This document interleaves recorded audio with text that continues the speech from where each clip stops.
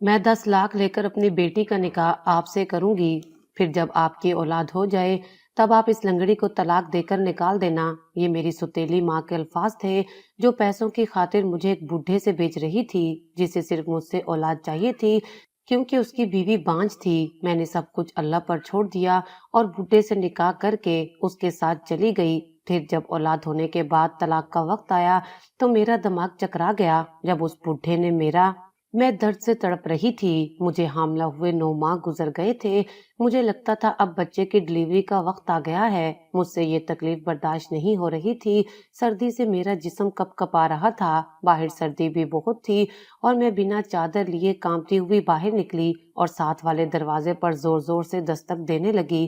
اندر سے آواز آئی، کون ہے؟ میں نے درد بھری آواز میں کہا، میں ہوں، خدا کے لیے کوئی مجھے ڈاکٹر کے پاس لے جائے، میری طبیعت بہت خراب ہے، میں نے ہامتی ہوئی آواز میں کہا تو اگلے ہی لمحے میرے شوہر نے کمرے کا دروازہ کھول دیا اور میری ہمت یہیں تک تھی، میں ایک دم گرنے لگی تھی کہ میرے شوہر نے مجھے تھام لیا اور پھر مجھے لے کر ہسپتال کی طرف آ گئے جہاں پر 9 مہینے چیک اپ کرواتی رہی تھی۔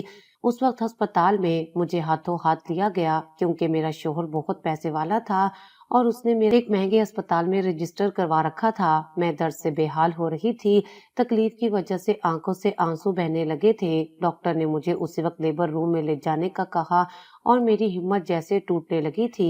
تبھی درد کے شدید طوفان سے گزرتے ہوئے اور اذیت کے پل صراط کو پار کرتے ہوئے میں نے ایک بچے کو جنم دیا۔ اس بچے کو جنم دے کر میری جان جیسے ایک دم پرسکون ہو چکی تھی اور تبھی ایک خیال نے میری آنکھیں بھگو دیں اور میں بے آواز رونے لگی تھی۔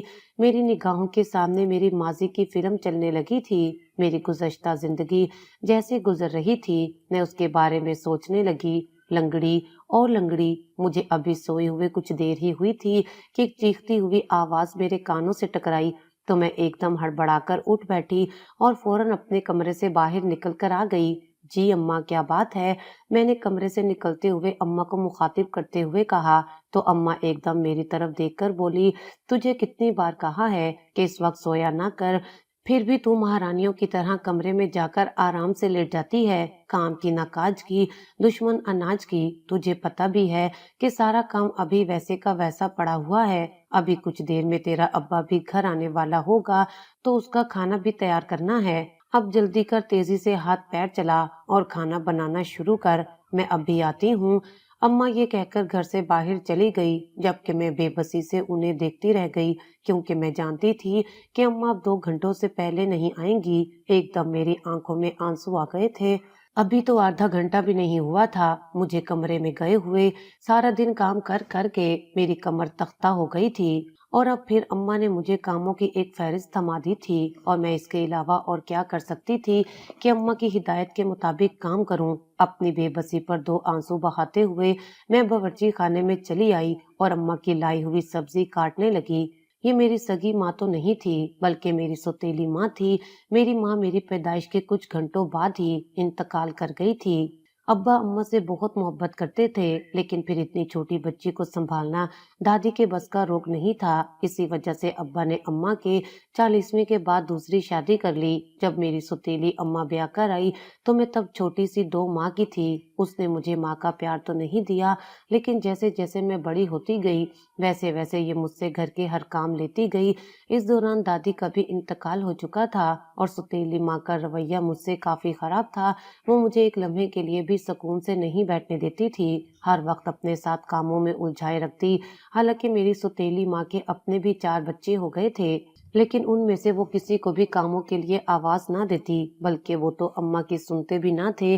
کام کے لیے انہیں جب بھی کسی کی ضرورت پڑتی تو وہ مجھے ہی بلاتی تھیں۔ یوں تو میرا نام طاہرہ تھا لیکن اماں نے ہی اسے بگاڑ کر رکھ دیا تھا اور اب ہر جگہ مجھے یہی پکارا جاتا تھا، حالانکہ مجھے یہ پسند نہیں تھا لیکن میری کون سنتا۔ ابا کو تو بھول ہی گیا تھا کہ ان کی کوئی ایسی اولاد بھی ہے جو پہلی اولاد تھی اور ایک معصوم بچی جسے اس کی ماں اس دنیا میں لانے کے بعد چل بسی تھی، وہ میری طرف سے بالکل غافل تھے۔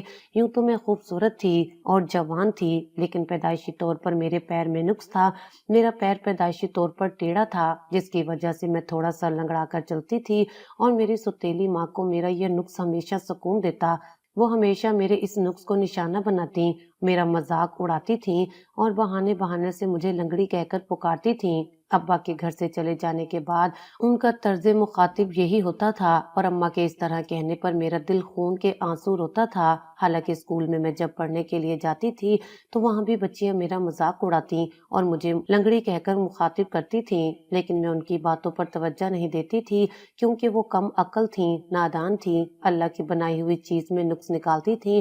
اس لیے میں اپنے آپ کو مطمئن کر لیتی تھی، سمجھا لیتی تھی، کیونکہ دادی مجھے ہمیشہ یہی بات سمجھاتی تھیں کہ اللہ نے ہمیں جیسا بنایا ہے بہترین بنایا ہے اور اس کی بنائی ہوئی چیز میں ہم نقص نہیں نکال سکتے کیونکہ یہ اللہ کی مرضی کے خلاف ہے اور ہم اللہ کی مرضی کے خلاف نہیں جا سکتے۔ دادی کی یہ باتیں ہمیشہ میرے لیے حوصلہ بنتی رہی تھیں، مشعل راہ بنی رہی تھیں۔ یہی وجہ تھی کہ میں کبھی اس بات پر دکھی نہیں ہوئی تھی اور نہ ہی میں نے کبھی اللہ سے اس بات کا گلہ کیا تھا کہ اس نے مجھے لنگڑا کیوں پیدا کیا، کیوں اس نے میرے اندر اتنی بڑی کمی رکھی۔ لیکن اپنی سوتیلی ماں کے منہ سے جب میں یہ لفظ سنتی تو نہ جانے کیوں میرا دل تڑپ اٹھتا تھا، کیوں مجھے اتنی تکلیف ہوتی تھی، کیوں ان کی باتیں میرے دل پر لگتی تھیں۔ جب میں میٹرک کرنے کے بعد گھر پر بیٹھی تو اماں نے مجھے گھر کے کاموں میں اچھی طرح مصروف کر دیا اور وہ مجھے کاموں کے بہانے لنگڑی کہہ کر مخاطب کرنے لگیں۔ ابا کے سامنے نہ جانے وہ کس طرح اپنی زبان کو کنٹرول میں رکھتی تھیں کہ ان کے سامنے میرا نام لے کر مجھے بلاتی تھیں، لیکن ابا کے کام پہ جانے کے بعد ہر وقت ان کی زبان پر لنگڑی لنگڑی ہی رہتا اور میں خاموشی سے اپنے آنسو پیتے ہوئے اماں کے کام انجام دیتی رہتی۔ میں اب 20 برس کی ہونے والی تھی جب ہی ایک دن ابا کو جب کھانا دینے کے لیے آئی تو ابا نے اچانک میری طرف دیکھا اور کچھ ٹھٹک سے گئے۔ ابا مجھے دیکھتے ہوئے کچھ سوچنے لگے۔ میں گھبرا سی گئی، نہ جانے ابا کیا دیکھ رہے ہیں۔ دل ہی دل میں یہ سوچتے ہوئے میں وہاں سے ہٹ گئی، تاہم مجھے عجیب سا محسوس ہو رہا تھا۔ لیکن اتنی دیر میں ابا میری سوتیلی اماں سے کہنے لگے، ارے یہ کب سے اتنی جوان ہو گئی ہے اور اتنی بڑی ہو گئی ہے کہ مجھے خبر ہی نہ ہوئی، تم اس کی ماں ہو، اس کے لیے کوئی اچھا سا رشتہ دیکھو، میرے خیال میں یہی مناسب وقت ہے کہ ہم اس کے ہاتھ پیلے کر دیں۔ ابا نے سوتیلی اماں سے کہا تو میری سوتیلی ماں بھی ایک دم ٹھٹک سی گئی تھیں اور کچھ سوچتی نگاہوں سے دیکھنے لگیں، پھر کہنے لگیں، آپ فکر نہ کریں، میں اس کے لیے کوئی اچھا سا رشتہ ڈھونڈ لوں گی، آپ کھانا کھائیں، ٹھنڈا ہو رہا ہے۔ اماں نے ابا کا دھیان بٹا دیا تھا، لیکن میں ایک دم اپنے دل میں حیران رہ گئی تھی کہ ابا کو آج پتا چلا ہے کہ میں جوان ہو گئی ہوں۔ ابا نے کبھی میرے بارے میں سوچا ہی نہیں اور ابھی جب دھیان دیا تو میری اتنی فکر کرنے لگے۔ اس بات کی مجھے بہت خوشی بھی ہوئی تھی۔ اگلے چند دن تیزی سے گزرتے جا رہے تھے، لیکن اس دن کے بعد سے نہ تو ابا نے کوئی بات کی اور نہ ہی اماں نے کوئی اس طرح کی بات کی، لیکن یہ بات تو تھی کہ اماں رشتہ کروانے والی بوا کے ساتھ اکثر سر جوڑ کر بیٹھی ہوتی تھیں اور دونوں نہ جانے کیا راز و نیاز کرتی رہتی کہ مجھے چاہ کر بھی کچھ خبر نہیں مل پا رہی تھی۔ لیکن ایک بات یہ بھی تھی کہ ابھی تک گھر میں کوئی رشتہ دیکھنے کے لیے نہیں آیا تھا۔ تبھی اچانک ایک دن اماں نے مجھے کہا، تارا ایسا کرنا کہ آج گھر کی کچھ اچھے سے صفائی کر لے اور چائے کا کچھ اہتمام کر لینا، آج 4 بجے تجھے کچھ لوگ دیکھنے کے لیے آئیں گے، میرے خیال میں تیری بات یہاں پر بن جائے گی۔ اماں نے مجھے کہا تو میرا دل ایک دم تیزی سے دھڑک اٹھا۔ یہ پہلی بار تھا، اس لیے گھبراہٹ بھی تھی اور خوشی بھی تھی۔ میرے ہاتھ پیر کپ کپا رہے تھے، لیکن مجھے امید تھی کہ انہیں میں پسند آ جاؤں گی۔ تاہم جب نظر اپنے پیر کی طرف گئی تو میں ایک دم چونک گئی اور جیسے حقیقت کی دنیا میں واپس آ گئی۔ میں نے اپنے چہرے پر مایوسی طاری کر لی تھی، دل ایک دم ڈوب گیا تھا، کیونکہ میں جانتی تھی کہ دنیا میں اچھی بھلی لڑکیاں بن بیائے گھر بیٹھی ہوئی ہیں جو ہر لحاظ سے مکمل ہیں، لیکن میرے تو ایک پیر میں اتنا بڑا نقص ہے تو کون مجھے اپنائے گا۔ میں اس بات سے پریشان ہو کر رہ گئی تھی، لیکن شام کے وقت، عصر کے وقت مہمان جب گھر پر آئے تو دوبارہ سے ایک نئی امید میرے دل میں جاگنے لگی تھی۔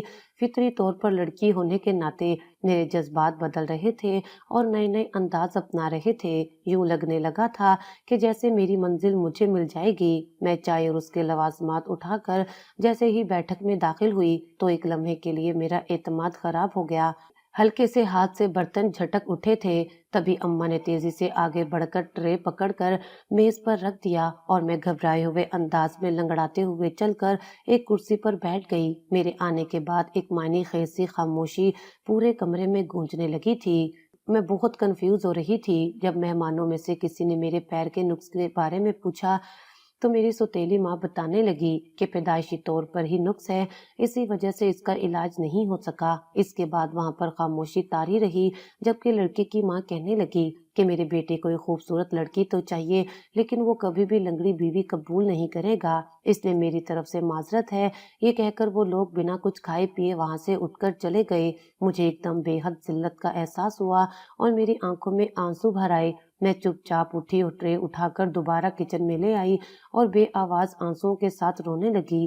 یقین نہیں آ رہا تھا کہ کوئی میرے منہ پر اس طرح مجھے رد کر جائے گا، اس طرح میری ذات کی دھجیاں بکھیر جائے گا، اس طرح مجھے دو کوری کا کر جائے گا، کیونکہ پہلا صدمہ تھا جس کا غم بری طرح لگا۔ لیکن یہ صرف پہلی بار نہیں تھا، اس کے بعد بوا جتنے بھی رشتے لے کر آئی تھی، کوئی نہ کوئی کسی نہ کسی بہانے مجھے ریجیکٹ کر کے جاتا رہا۔ حالانکہ لڑکے خود اتنے اچھے نہیں تھے اور نہ ہی گھرانے زیادہ امیر تھے، لڑکوں میں بھی کوئی نہ کوئی نقص ہوتا، لیکن پھر بھی میں ایک پیر کے اس نقص کی وجہ سے اس گھر پر بیٹھی رہ گئی۔ اسی کوششوں میں 2 سال گزر چکے تھے اور اب تو میں نے اپنی قسمت پر یقین چھوڑ دیا تھا اور اپنی سوتیلی ماں کو صاف صاف منع کر دیا تھا کہ اماں اب میرے لیے کوئی رشتہ مت دیکھنا، نہ تو مجھے کوئی بیانے آئے گا اور نہ ہی ایسی کوئی کوشش کرنا۔ عقل مندی کی بات ہے، آپ مجھ سے چھوٹی ردا کے لیے رشتے ڈھونڈیں تاکہ اسے وقت سے رخصت کر دیں۔ لیکن اماں بھی اپنی جگہ ٹھیک تھی، کہنے لگی میں کیسے بڑی کے ہوتے ہوئے چھوٹی کی شادی کر دوں؟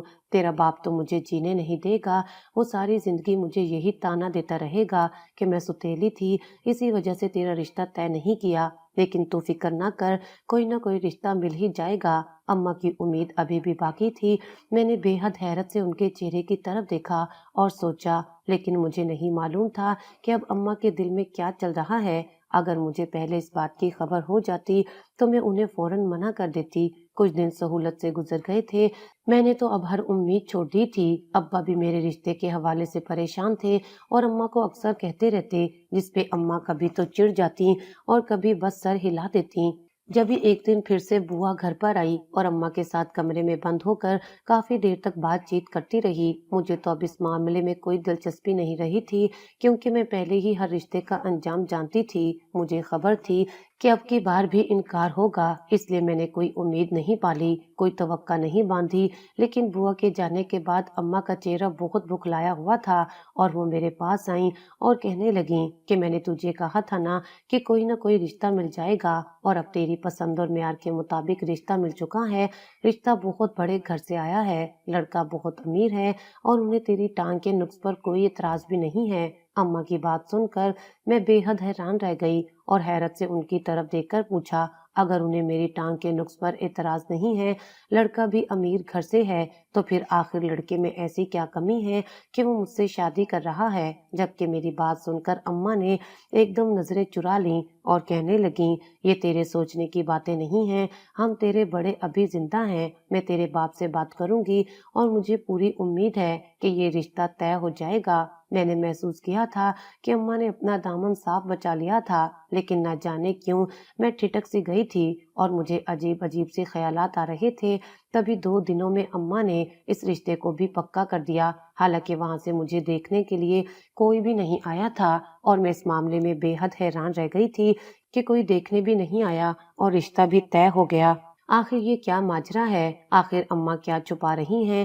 اماں سے جب میں نے پوچھا تو کہنے لگی، ارے وہ بڑے گھر کے لوگ ہیں، وہاں پر ایسے ہی رشتے طے کیے جاتے ہیں، انہیں تمہاری تصویر دکھا دی تھی، تم پسند آ گئی ہو، اسی وجہ سے انہوں نے ہاں کہہ دی، اب شادی سادگی سے کرنے کا کہہ رہے ہیں کہ اچھا ہے نا کہ ہمارا خرچہ بھی نہیں ہوگا اور تم رخصت بھی ہو جاؤ گی۔ انہوں نے تو جہیز کی بھی ڈیمانڈ نہیں کی اور نہ ہی انہیں چاہیے، تم ان کا گھر دیکھو تو حیران رہ جاؤ گی، آنکھیں پھٹی کی پھٹی رہ جائیں گی۔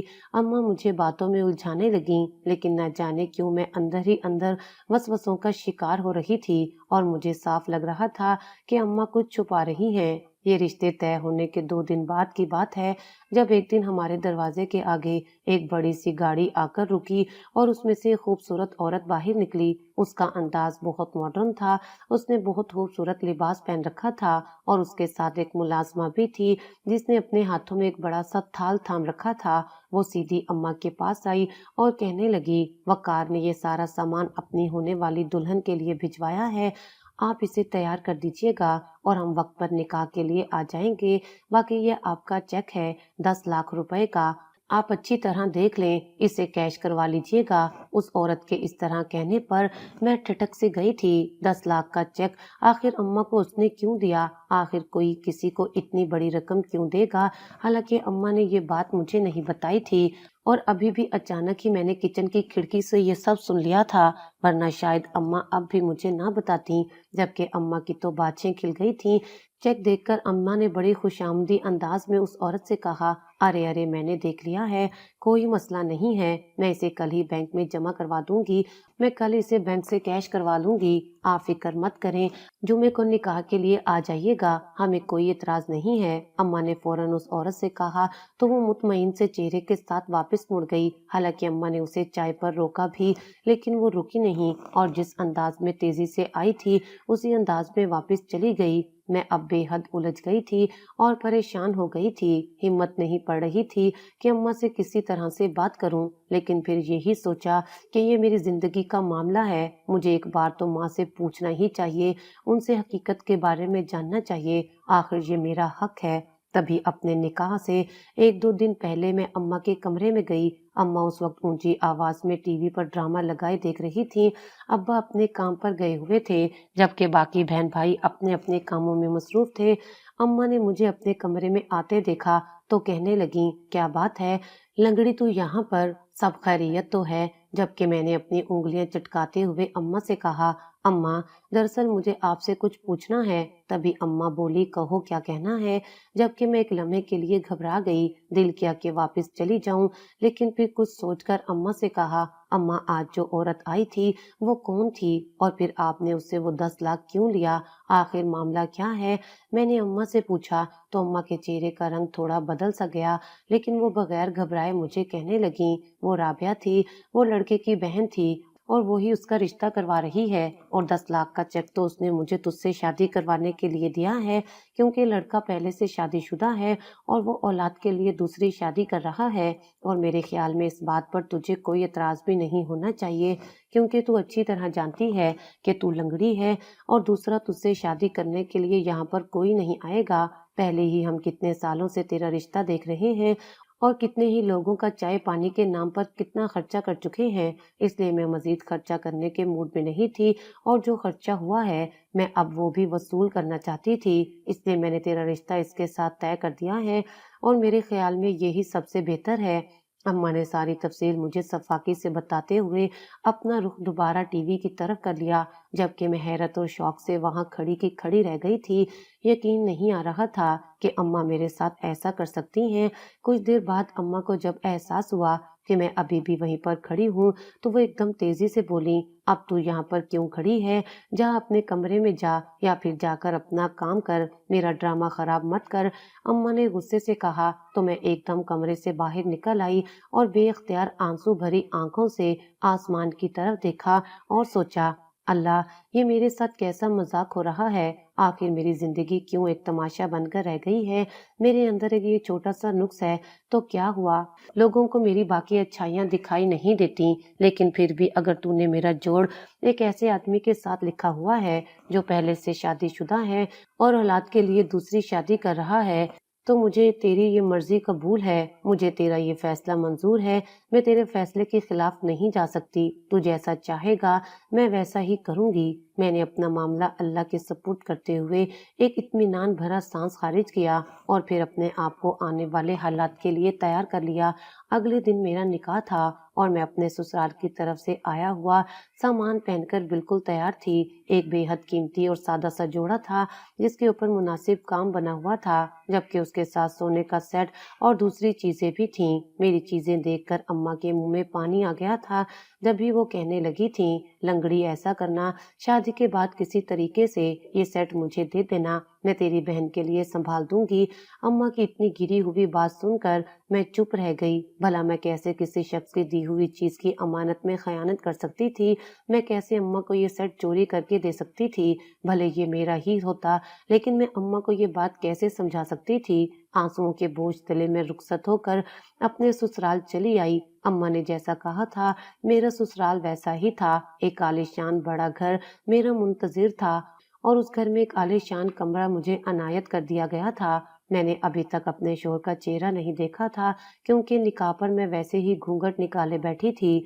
और अब यहाँ पर घर आने के बाद अभी तक मेरा और उसका सामना नहीं हुआ था। तभी आधी रात से ज्यादा का वक्त गुजर चुका था और मैं भी अब उनका इंतजार करते करते थक चुकी थी। इसलिए जैसे ही लेटने लगी तो दरवाजे पर होने वाले खटके ने मुझे एकदम चौंका दिया था, और आने वाले शख्स को देखकर मैं समझ गई कि यही मेरा शोहर है। जबकि वो आहिस्तगी से मेरे करीब आ बैठे और कहने लगे, मैं माजरत चाहता हूँ, मुझे देर हो गई, लेकिन क्या करूँ, शर्मीन मुझे आने नहीं दे रही थी और रोई जा रही थी। बहुत मुश्किल से उसे चुप करवा कर आया हूँ।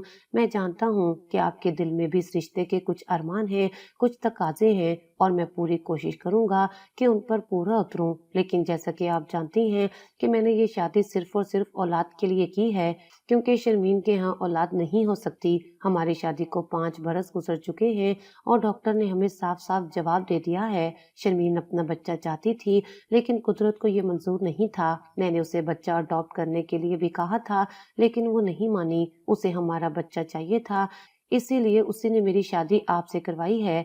अब आपसे बच्चा पैदा करके मैं आपको छोड़ दूंगा। आप अपनी मर्जी से अपनी जिंदगी गुजार सकती हैं, मुझे इस पर कोई एतराज नहीं होगा। मेरे ख्याल में ये सब बातें आपके इल्म में होंगी, क्योंकि मैंने पहले ही हर बात वाज़ेह कर दी थी। अपने शोहर के मुंह से पहली ही रात ये सब सुनकर मेरा दिल जैसे मुट्ठी में आ गया था और आंखों में आंसू भर रहे थे। मुझे यकीन नहीं आ रहा था कि वो शख्स बच्चा लेकर मुझे तलाक दे देगा। मैं सोच भी नहीं सकती थी कि अम्मा ने इतना घटिया सौदा किया होगा। आखिर सिर्फ 10 लाख के औस अम्मा ने मेरा ज़मीर, मेरा वजूद, मेरी ज़ात तक बेच डाली थी और मुझे बताया तक नहीं था। आखिर अम्मा मेरे साथ ऐसा कैसे कर सकती हैं? लेकिन फिर मैंने खुद को समझाया कि आखिर वो मेरी सौतेली माँ है, सकी थोड़ी है। अगर सकी माँ होती तो आज मैं इन हालात में कभी ना होती। मेरे शोहर ने मुझे मुंह दिखाई का तोहफा दिया और उसके बाद हमारी नई जिंदगी की एक नई शुरुआत हो चुकी थी। मैं इसी में खुश थी कि मेरा शोहर कभी कभार ऐसे में मेरा हालचाल पूछ तो लेता है। ये घर बहुत बड़ा था और यहाँ पर हर तरह की सहूलत थी। कामकाज के लिए मुलाजिम थे। अभी तक मेरा सामना अपनी सौतन से नहीं हुआ था, ना ही मैं उसे जानती थी कि वो कौन है। सिर्फ वकार की वही बहन जो उस दिन हमारे घर आई थी, वही अक्सर मेरे पास आ जाती और मुझसे मेरी जरूरत के बारे में पूछ लेती। लेकिन मेरी तो कोई जरूरत ही नहीं थी, इसलिए मैं उसे भी ना कर देती थी। यहाँ पर रहते हुए अब मुझे 1 महीना होने वाला था, जब एक दिन मेरी तबीयत बेहद खराब हुई। मैं बेहोश होकर गिर पड़ी अस्पताल में। जब मेरी आंख खुली तो अपने इर्द गिर्द वकार और उसकी बहन को मुस्कुराते चेहरे के साथ देखकर मैं हैरान रह गई। और जब वकार ने मुझे बताया कि मैं मां बनने वाली हूँ, तो मुझे यकीन नहीं आ रहा था।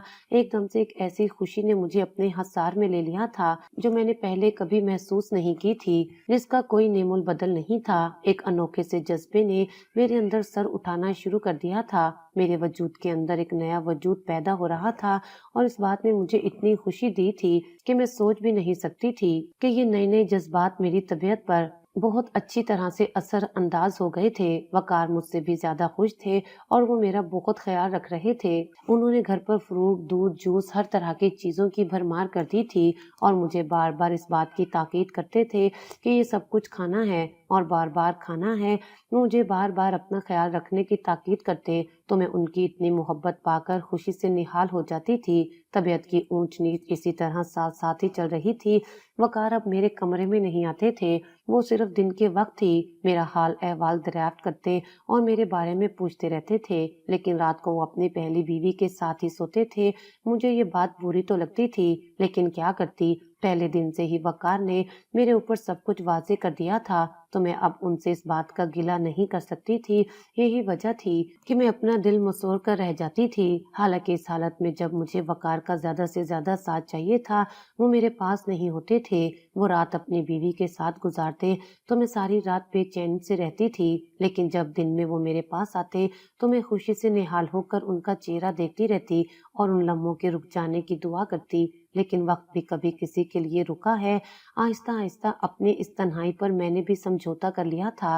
वक्त उसी तेजी से गुजर रहा था। वकार को उस दिन का इंतजार था जब ये बच्चा इस दुनिया में आता और वो उसे अपनी बाहों में भरते, जबकि मुझे उसी दिन से सबसे ज्यादा खौफ था, क्योंकि मुझे अच्छी तरह मालूम था کہ वकार उस बच्चे के दुनिया में आते ही मुझे छोड़ देंगे। मुझे जब माँ का ओहदा मिलेगा तो मैं बीवी के रुतबे से रिटायर हो जाऊंगी, और ये बात मेरा दिल दबोच लेती थी। मैं न जाने क्यों अफसरदा हो जाती। शायद वकार की मोहब्बत ने मेरे दिल के अंदर अपने पंजे गाड़ लिए थे, और अब ये मोहब्बत ही थी जो वकार को खोने से डरती थी। इस दौरान मैंने अल्लाह से अपनी लू लगा ली थी और अल्लाह के आगे फरियाद करती रहती थी। मैं रो रो कर अल्लाह से दुआ मांगती थी और उसी को अपना सारा दुख दर्द कह सुनाती थी। मुझे पूरी उम्मीद है कि अल्लाह मेरे साथ इंसाफ जरूर करेगा और मेरी भी जिंदगी खुशियों से भरी होगी।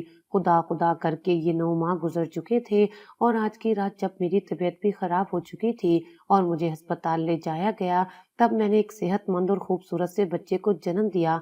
और जन्म देने के बाद जो पहली सोच मेरे दिमाग में आई थी वो यही थी कि अब वकार मुझे छोड़ देंगे और मुझे अपनी जिंदगी से निकाल देंगे। इस सोच का आना था कि बेतहाशा आंसू मेरी आंखों से बहने लगे और मेरा बीपी एकदम हाई होने लगा। तभी नर्स ने मुझे सुकून आवर दवा दे दी और मैं उसके जेरे असर सो गई थी। न जाने कब और कितने घंटों के बाद जब मैं होश में आई तो मेरे पहलू में रखा हुआ झूला खाली था। मैं एकदम हड़बड़ाकर उठ बैठी और चिल्लाने लगी, मेरा बच्चा कहाँ है, मेरा बच्चा कहाँ है, मेरा बच्चा, मेरी औलाद। मेरी चीखों पुकार सुनकर नर्स दौड़ी हुई आई और कहने लगी, अरे आप प्लीज आराम से लेट जाएं, आपकी तबीयत ठीक नहीं है, बच्चा यहीं पर है, उसे नर्सरी में ले जाया गया है क्योंकि उसे थोड़ा सा यरकान था और उसे नर्सरी में रखा गया है, वहाँ पर उसकी अच्छे से निगहदाश्त हो रही है, आप परेशान मत हो। उसकी बात सुनकर मैंने सुकून का सांस खारिज किया और तभी उससे पूछा, मेरे शोहर कहाँ हैं, क्या वो नहीं आए, क्या वो चले गए हैं? जबकि वो कहने लगी, नहीं नहीं, वो कहीं भी नहीं गए, वो बाहर बैठे हुए हैं, मैं उन्हें बुलाती हूँ। ये कहते हुए नर्स बाहर चली गई और कुछ ही देर के बाद वकार अंदर दाखिल हुए। ये चेहरा जो वकार का अब दिखाई दे रहा था, मैं पहली बार देख रही थी। ये चेहरा खुशी से धमक रहा था और वकार के चेहरे पर एक अनोखी सी चमक नजर आ रही थी। तभी वकार तेजी से मेरी तरफ बढ़े और उन्होंने मेरा चेहरा दोनों हाथों में थाम कर कहा, ताहिरा, आज जो खुशी तुमने मुझे दी है, मैं सोच भी नहीं सकता था कि कभी इसे अपनी जिंदगी में महसूस करूंगा। तुम्हारा बेहद शुक्रिया, तुमने मुझे आज नवाज दिया, तुमने मुझे दोनों जहां की दौलत नसीब कर दी। तुम मेरे लिए बहुत ज्यादा खुशकिस्मत साबित हुई हो। तुम्हारे आने से मेरी जिंदगी मुकम्मल हो गई है। वकार की खुशी और जज्बात उस वक्त भरपूर थे। तभी वो मुझे कहने लगे, कहो ताहिरा, तुम्हें क्या चाहिए, तुम जो मांगोगी मैं आज तुम्हें दूंगा। आज तुम्हारे दिए हुए तोहफे के आगे हर चीज नीचे है। तुम मुझसे जो कुछ मांगोगी मैं सब कुछ तुम पर लुटा दूंगा। वकार के जज्बात मगलूब कर रहे थे तो मैंने आहिस्ता से कहा, वकार, मुझे और कुछ नहीं चाहिए, मुझे सिर्फ आपका साथ चाहिए, आपका नाम चाहिए। मैं आपसे अलग नहीं होना चाहती, मैं हमेशा आपके साथ जिंदगी गुजारना चाहती हूँ। क्या ये मुमकिन है? मेरी बात सुनकर वकार का चेहरा एक लम्हे के लिए बुझ गया, लेकिन फिर वो कहने लगे, बिल्कुल ताहिरा, ये मुमकिन है, क्योंकि मैं खुद भी अपने बेटे की माँ को खुद से अलग करने का तसव्वुर नहीं कर सकता। मैं भी यही सोच रहा हूँ कि मैं तुम्हें अपनी जिंदगी से नहीं निकाल सकता, क्योंकि जो कुछ भी हो, मेरा बेटा तुम्हारी भी औलाद है, तुम उसकी माँ हो। जैसी मोहब्बत और तवज्जो तुम उसे दे सकती हो, कोई और नहीं दे सकता। इसलिए मैंने सोच लिया है कि मैं तुम्हें कभी नहीं छोड़ूंगा, तुम हमेशा मेरे साथ रहोगी, मेरी बीवी बनकर, मेरे बेटे की माँ बनकर। वकार के मुंह से ये सुनकर मैंने बेहद परेशानी से उनके चेहरे की तरफ देखा और कहा, वकार, वो शर्मीन क्या मान जाएंगी? मेरे लहजे में अनजाने खदशात बोल रहे थे। तभी वकार कहने लगे, तुम फिक्र मत करो, मैं उसे मना लूंगा, उसे समझा लूंगा, मुझे उसे समझाना आता है। वकार के लहजे में एक मान था। तभी मैंने खुशी से मगलूब होते हुए बेख्तियार वकार का हाथ थामकर चूम लिया तो वो आहिस्ता से मुस्कुरा दिए। मेरे दिल से जैसे एक भारी बोझ हट चुका था। मुझे इस बात का यकीन हो गया था कि अब वकार मुझे अपनी जिंदगी से नहीं निकालेंगे। आखिर मैं उनके बेटे की माँ थी। ताहम शर्मीन की तरफ से मुझे कुछ खदशात थे, क्योंकि शर्मीन उनकी पहली बीवी थी और उनकी मोहब्बत भी थी। यही वजह थी कि मैं अभी उसकी तरफ से थोड़ा डर रही थी। 2 दिन के बाद हम अस्पताल से तो घर आ चुके थे। मेरा बेटा भी मेरे साथ ही था। अब उसकी भी तबीयत बिल्कुल ठीक थी। शर्मीन ने दरवाजे पर ही रोकर हक जताते हुए मुझसे बच्चा ले लिया। वकार के कहने पर मैंने उसे बच्चा तो दे दिया था, लेकिन न जाने क्यों मेरा दिल खिंचा चला जा रहा था। یوں لگ رہا تھا جیسے میری سب سے قیمتی چیز مجھ سے الگ ہو گئی ہے۔ وقار مجھے کمرے میں چھوڑ گئے اور یہ تسلی دیتے ہوئے کہنے لگے کہ تم فکر مت کرو، شرمین سے میں بات کر لوں گا، وہ بچہ بھی تمہیں واپس کر جائے گی، ابھی کچھ دن تم ذرا برداشت کر لو، اس کے بعد شرمین سمجھ جائے گی۔ وقار نے مجھے سمجھاتے ہوئے کہا تو میں نے آہستہ سے سر ہلا دیا۔ وقار کے جانے کے بعد میں اپنے خالی پہلو کو دیکھتے ہوئے رونے لگی تھی۔ وقار کی بات سچ ثابت ہوئی تھی جب شرمین تھوڑی دیر کے بعد ہی بچہ میرے حوالے کر گئی تھی، یہ کہتے ہوئے کہ اسے بہت بھوک لگی ہے اور یہ کافی دیر سے رو رہا ہے، اسے دودھ پلا کر سلا دو۔ میں نے چپ چاپ سر ہلا کر اسے دودھ پلانا شروع کر دیا کیونکہ شرمین وہاں سے جا چکی تھی۔ اس رات بھی وقار واپس نہیں آئے تھے، حالانکہ انہیں پتہ بھی تھا کہ میری طبیعت ٹھیک نہیں ہے اور بچہ مجھے تنگ کرے گا، لیکن پھر بھی وقار نے دوبارہ میری خبر نہیں لی۔ اس بات کو گزرے ہوئے کچھ دن ہو چکے تھے، گھر میں اب ایک نئی لڑائی شروع ہو چکی تھی۔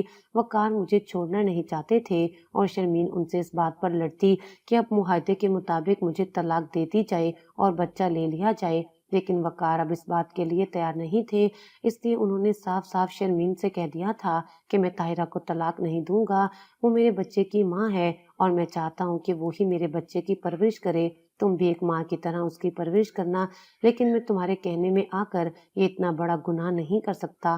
وقار نے صاف صاف شرمین کو ڈانٹ دیا اور یہ کہا تو وہ حیرت کے عالم میں ان کی طرف دیکھتی رہی اور پھر ایک دم غصے سے اپنے کمرے میں بند ہوئی۔ وقار یہی سمجھے تھے کہ ابھی شرمین ناراض ہے، بعد میں منا لوں گا، لیکن شرمین تھوڑی دیر کے بعد جب باہر نکلی تو اس کے ہاتھ میں اس کا ایک سوٹ کیس تھا اور وقار کو یہ کہتے ہوئے وہاں سے چلی گئی کہ اب میرے پیچھے مت آنا، میں اس گھر میں ایک لمحہ بھی نہیں رہ سکتی جہاں پر میرا شوہر میرے علاوہ دوسری عورت کے حق میں بولے اور اسے میری بات غلط لگے، میں وہاں پر ایک لمحہ بھی اپنی زندگی گزارنا نہیں چاہتی۔ شرمین چلی گئی تھی، ہونا تو یہ چاہیے تھا کہ مجھے سکون آنا چاہیے تھا، لیکن مجھے ایک اور بے چینی لگ گئی تھی، مجھے اس بات کا ڈر تھا کہ کہیں شرمین کی بلیک میلنگ میں آ کر وقار اسے اپنا نہ لے، کہیں وہ اسے دوبارہ واپس نہ لے آئے، لیکن شرمین نے اب دوبارہ نہ آنے کی قسم کھا رکھی تھی، حالانکہ وقار اسے کئی بار منانے کے لیے گئے تھے لیکن شرمین نہیں آئی اور آہستہ آہستہ میرے دل سے بھی یہ خدشات دور ہوتے گئے تھے۔ بیٹے کی ماں ہونے کے ناطے وقار نے اب مجھے وہی عزت اور وہی مقام دینا شروع کر دیا تھا جو شرمین کا تھا، حالانکہ میں لنگڑی تھی لیکن میری قسمت لنگڑی ثابت نہیں ہوئی، آہستہ آہستہ کر کے مجھے قدرت نے ہر چیز سے نواز دیا تھا۔ میرے پاس ایک خوبصورت عالیشان گھر تھا، محبت کرنے والا شوہر اور ایک بہترین خوبصورت فرما بردار اولاد۔ شرمین اتنے سالوں سے اب اس گھر سے دور تھی، دوبارہ پلٹ کر نہیں آئی تھی اور وقار بھی جیسے اب اس کے بغیر رہنے کے عادی ہو گئے تھے اور یہی میرے مان کے لیے کافی تھا اور اسی میں میرے لیے سکون تھا۔